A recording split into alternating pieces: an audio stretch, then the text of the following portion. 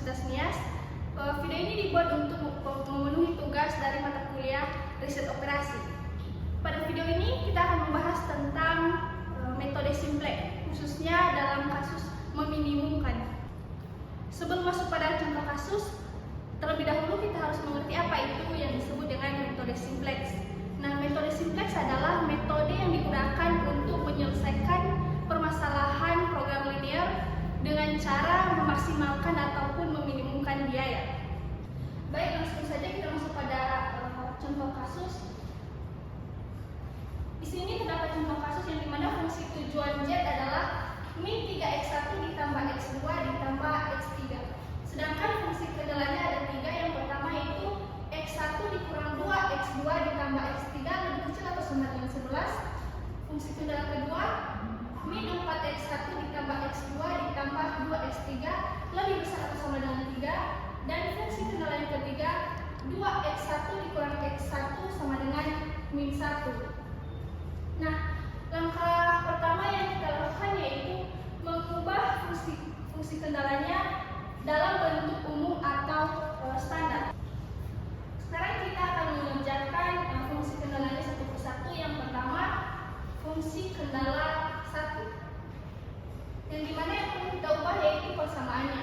Kita akan mengubahnya ke bentuk persamaan umum dengan cara menambahkan satu variabel slack.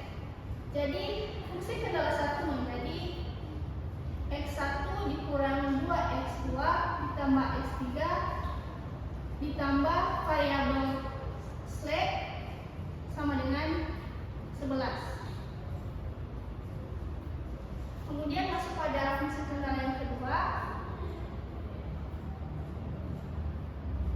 yang dimana yang perlu kita ubah terlebih dahulu yaitu persamaan lebih besar atau sama dengan ini menjadi ke persamaan lebih kecil atau sama dengan cara mengalihkannya dengan min 1. Jadi fungsi kendala kedua menjadi min 1 dikali min 4x1 menjadi positif 4x1, kemudian min 1 dikali positif x2 menjadi min x2, dan kemudian ini berubah menjadi min 2x3 lebih kecil atau sama dengan min 3. Kemudian langkah yang kita lakukan selanjutnya yaitu mengubah bentuk persamaan lebih kecil ini ke bentuk persamaan umum atau sama dengan cara menambahkan satu variabel surplus. Jadi 4x1 dikurang x2 dikurang 2x3 ditambah variabel surplus 2 sama dengan min 3. Kemudian langkah selanjutnya yang kita lakukan yaitu mengubah nilai luas kanannya ke menjadi nilai positif, karena ketentuan pada kasus meminimumkan ini nilai luas kanannya harus bernilai positif dengan cara mengalihkan seluruh ruas dengan min 1. Jadi fungsi kendalanya menjadi min 4x1 karena min 1 dikali positif 4x1 menjadi min 4x1, kemudian begitu seterusnya. Ini menjadi positif x2 menjadi positif 2 x3, ini menjadi negatif x2. Kemudian setelah dilakukan perkalian min 1, kita tambahkan satu variabel artificial dengan 3. Sekarang kita masuk pada fungsi kendala yang ketiga,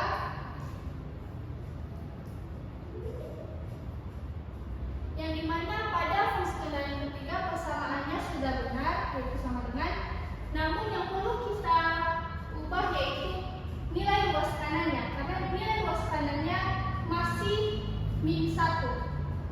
Jadi kita perlu mengubahnya menjadi nilai positif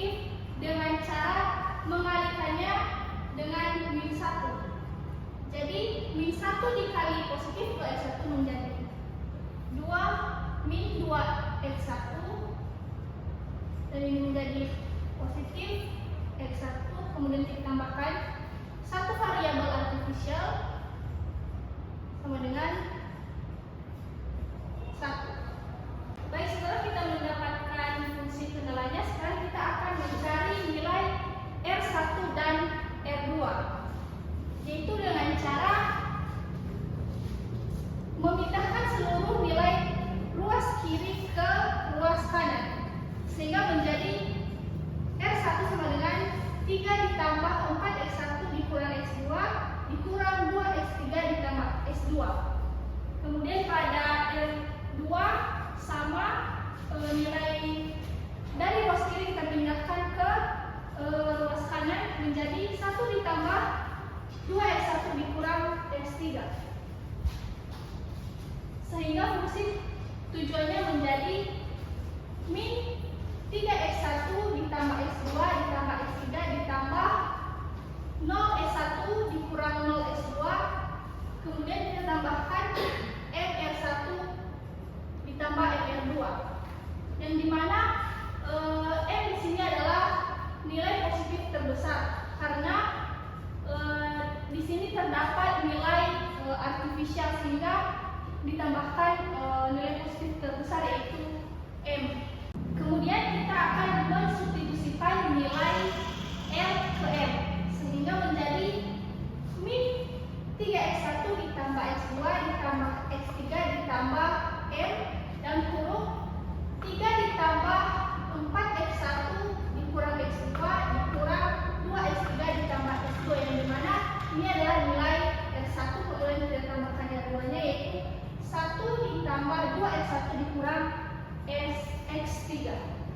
Selanjutnya hasilnya menjadi min 3x1 ditambah x2 ditambah x3 ditambah 3m ditambah 4mx1 dikurang mx2 dikurang 2mx3 ditambah mx2 ditambah m ditambah 2mx1 dikurang mx3, yang dimana nilai 3m ini didapat dari perkalian r dikali 3, sehingga menjadi 3m, dan begitu selanjutnya sama halnya dengan 4mx1 ini, yang dimana dihasilkan dari m dikali 4x1 menjadi 4mx1, dan begitu selanjutnya. Sekarang kita akan mengelompokkan nilai x1, x2, dan x3, yang dimana nilai x1 yaitu min 3, kemudian 4m, kemudian 2m, sehingga menjadi min 3 ditambah 6m. Nah, ini didapat dari nilai x1 nya yaitu min 3x1, kemudian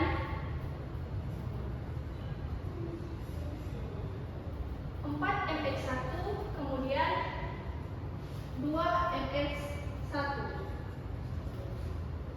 Nah, kemudian nilai x2 yaitu 1 min m, sehingga nilai x2 yaitu 1 dikurang m.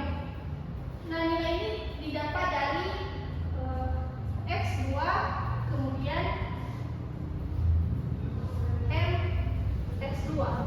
Sedangkan nilai x3 yaitu 1, kemudian min 2mx3 dan min mx3, sehingga hasilnya 1 dikurang 3m. Nah, nilainya didapat dari x3, kemudian min 2mx3 dan min mx3, sehingga didapatkan fungsi tujuannya yaitu menjadi 3x1 dikurang 6mx1 ditambah min 1 ditambah mx2 ditambah min 1 ditambah mx3 dikurang mx2 sama dengan 4m. Baik teman-teman, setelah kita mendapatkan nilai fungsi tujuannya, sekarang kita akan membuat seluruh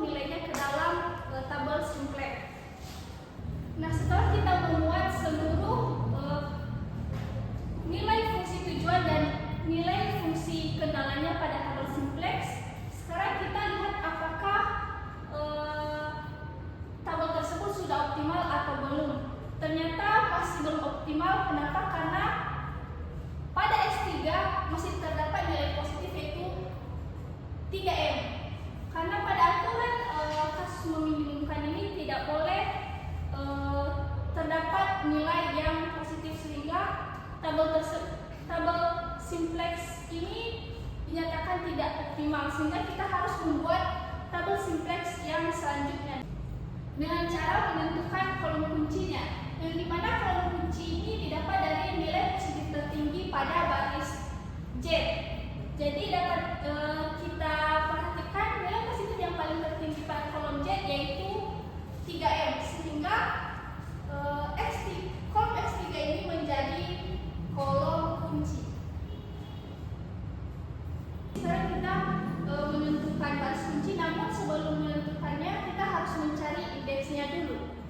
Yang dimana cara mencari indeksnya yaitu membagikan nilai kanan dengan kolom kunci, yaitu 11 dibagi 1, 11, kemudian 3 dibagi 2, 1,5, dan 1 dibagi 1, 1.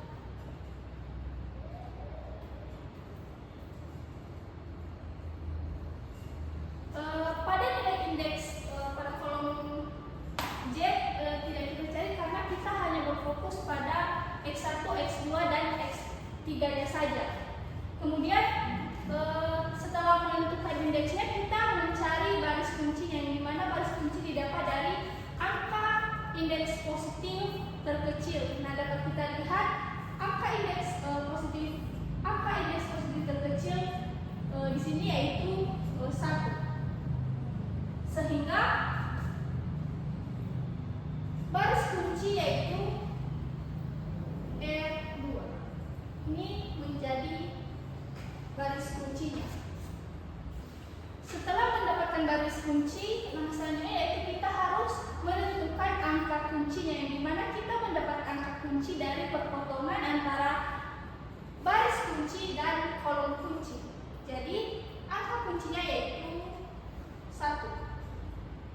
Kemudian kita menentukan baris kuncinya, yaitu dimana baris kunci dapat didapat dari baris kunci dibagi dengan angka kunci. Jadi baris kunci dibagi dengan angka kunci sehingga mendapatkan min 2, 0, 1, 0, 0, 0, 0, dan 1. Sebelumnya ini dirubah menjadi X3 karena X3 telah menjadi kolom kunci. Kemudian kita mencari baris baru lain dengan cara baris lama dikurang nilai kolom kunci dikali dengan nilai baris baru kunci. Nah, nilai baris lamanya yaitu ini 3 dikurang 6M, kemudian nilai kolom kuncinya min 1 ditambah 3M, dan nilai baris baru kuncinya yaitu min 2. Kemudian kita melakukan perhitungannya dengan kita masukkan nilai baris lama, kemudian nilai kolom kunci, dan nilai baris kunci yang telah kita tentukan tadi yaitu 3 dikurang 6M dikurang min 1 ditambah 3M dikali min 2. Nah, terlebih dahulu kita selesaikan yang dalam kurung, yang dimana min 2 didapat dari min 1 dikali min 2, dapatnya positif 2, dan positif 2 dikali dengan min menjadi min 2. Kemudian positif 6 didapat dari 3M dikali min 2, yaitu min 6. Kemudian min 6 dikali negatif dapatnya positif 6M. Nah, setelah itu kita sederhanakan, ini 6M mati 6M sehingga tertinggal 3 dikurang 2 yaitu 1.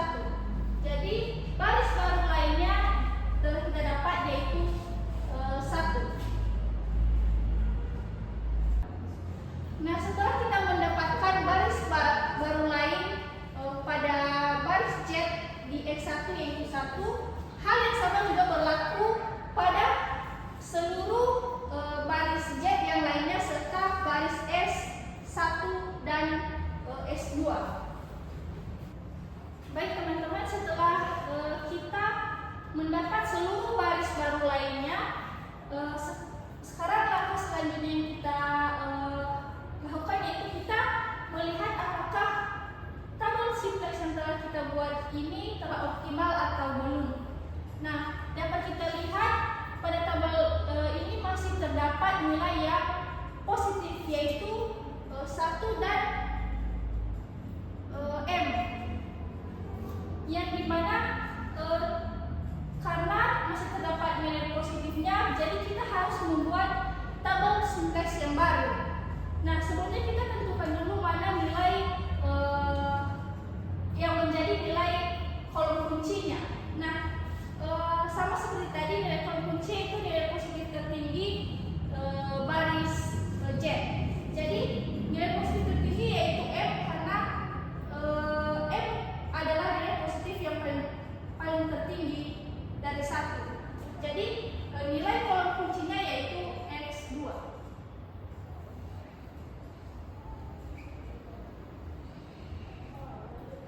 Selanjutnya kita menentukan baris kunci, namun sebelum itu kita harus menentukan indeksnya dulu, yaitu dengan membagi nilai kanan dengan kolom kunci, yang dimana 10 dibagi min 2 yaitu min 5, 1 dibagi 1 dan 1 dibagi 0 tidak terdefinisi sehingga tidak ditulis. Langkah selanjutnya yaitu baris kunci, yang dimana baris kunci yaitu angka indeks positif terkecil. Dapat kita lihat angka indeks positif yang paling terkecil yaitu 1, sehingga baris S2 ini menjadi baris kunci. Setelah itu kita menentukan angka kuncinya, yaitu perpotongan antara baris kunci dan kolom kunci, yaitu baris kunci dan kolom kunci yaitu 1, sehingga 1 menjadi angka kuncinya. Sekarang kita menentukan baris baru kuncinya, yaitu dengan cara baris kunci dibagi dengan angka kunci. Jadi 0 dibagi dengan angka kunci dibagi dengan 1, yaitu hasilnya 0. Kemudian 1 dibagi 1 tetap 1, dan hal yang sama berlaku pada seluruh baris. Ini menjadi 0, 0, kemudian min 1, 1, min 2 menjadi 1. Sekarang kita mencari baris baru lain, yaitu baris lama dikurang nilai kolom kunci dikali nilai baris baru kunci, yang dimana baris lamanya yaitu 1, kemudian nilai kolom kuncinya yaitu min 1 ditambah M, dan nilai baris baru kuncinya yaitu 0. Jadi perhitungannya seperti ini. Kita selesaikan dalam kurung, ini menjadi 0, sehingga hasilnya yaitu 1.